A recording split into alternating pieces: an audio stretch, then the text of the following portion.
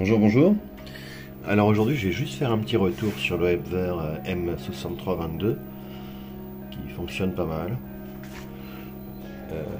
On va allumer l'écran. Il est capable d'envoyer 3000 watts sur la partie onduleur via les batteries et couplé avec le réseau et les panneaux. Pour les réglages, je vais passer par l'application smartphone. En ayant rajouté le module Wi-Fi, c'est quand même beaucoup plus simple. Alors j'ai mis des protections pour 250 ampères pour les batteries. Là on a la partie protection parafou et des protections 30 mA. Ici le sectionneur pour les panneaux solaires, 32 ampères. Le modèle de la sonde température extérieure et pour le Wi-Fi c'est de EA01. Donc ici on a toute la partie monitoring de l'appareil avec bon en fait ils mettent tout un tas d'onglets, mais il suffit de cliquer sur un, on a accès à tout. Ce qui est bien ici, c'est qu'on a la température de la batterie avec la sonde que j'ai mis directement sur les batteries, c'est beaucoup plus fiable. Là on a 5,5 degrés à l'extérieur, donc la charge se cale à la température des batteries, là, comme la décharge. Enfin, le fonctionnement de l'onduleur est adapté à la température. Ça c'est la partie array, c'est la partie solaire.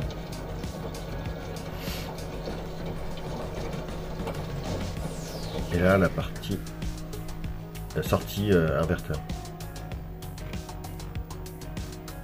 Bon, là c'est toutes les informations là, du monitoring. Et là on a accès à tous les réglages. Alors il faut mettre à jour à chaque fois. C'est bien de commencer par une mise à jour sur grid. C'est un peu dommage, c'est que c'est pas en temps réel. Il faut absolument actualiser à chaque fois. Après on a accès à tous les réglages. Donc ici on peut changer par exemple le courant de charge. Hop, on peut le mettre à 20. Je vais remettre à 25 après. Et dans l'appareil, si on regarde, ça aura changé les réglages, ça l'aura mis à 20. Je trouve que bon, c'est pas très joli, hein. L'interface n'est pas forcément jolie, par contre c'est beaucoup plus simple que de se balader dans les menus de l'onduleur lui-même sur l'écran. Alors ici on a la charge d'absorption, ici la charge flottante, ici la reprise de charge, la tension de reprise de charge d'absorption.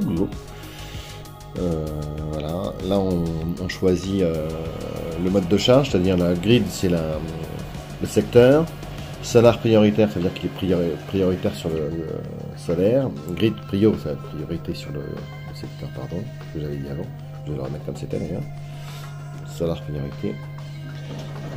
On a plusieurs choix, on peut seulement charger via le solaire si on veut, ou charger les deux en même temps, alors, solar prioritaire, ça veut dire que la journée, quand il va détecter une tension sur les panneaux, il va tout faire pour passer au maximum sur le solaire. Donc, le réglage est bien pour moi. On va refaire une lecture. Là, le temps de charge, la durée de la charge d'absorption, ici. Ensuite, en data 2, ici 22.2, c'est la tension vraiment la plus basse à laquelle il va continuer de tirer sur les batteries. Bon, en espérant que j'ai pas de coupure secteur, parce que je pense que sur des batteries de démarrage descendre à 11 volts, 11 volts 1, en fait, elles prendront une grosse claque. 24 volts la tension de reprise quand on est hors réseau. Bon, après c'est les réglages de surtension. Alors ici on a A-on, à 24.6 il arrête de tirer sur les batteries, il les recharge la nuit quand il a besoin de... Quand il est arrivé à cette tension, en fait, il se met à recharger les batteries à 24.6 jusqu'à 28 en étant sur le secteur. Sinon, la journée, il reste en charge flottante. Température Celsius, on peut changer en Fahrenheit. 2 heures alarme, on peut le couper. Le délai d'affichage du rétroéclairage de l'écran. Voilà. Ensuite ici on a tous les menus boutons, c'est-à-dire les menus pour couper la sortie de 130, les menus pour remettre à zéro aussi les données, les kilowattheures produits, pour redémarrer le système, c'est des menus parallèles. Voilà. L'avantage de l'application, parce que ça permet à distance, enfin à distance non, parce qu'on ne peut pas se connecter.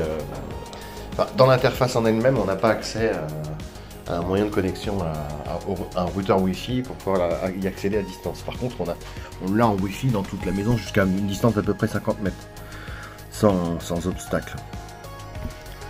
Il y a sûrement moyen de le connecter au routeur. J'ai vu qu'il y avait des tutos sur YouTube. Alors là, on va accéder à la page de configuration du routeur lui-même. L'adresse c'est 11.11.254.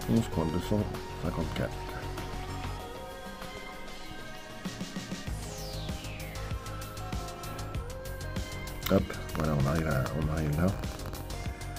Et donc ici, il y a moyen de paramétrer justement.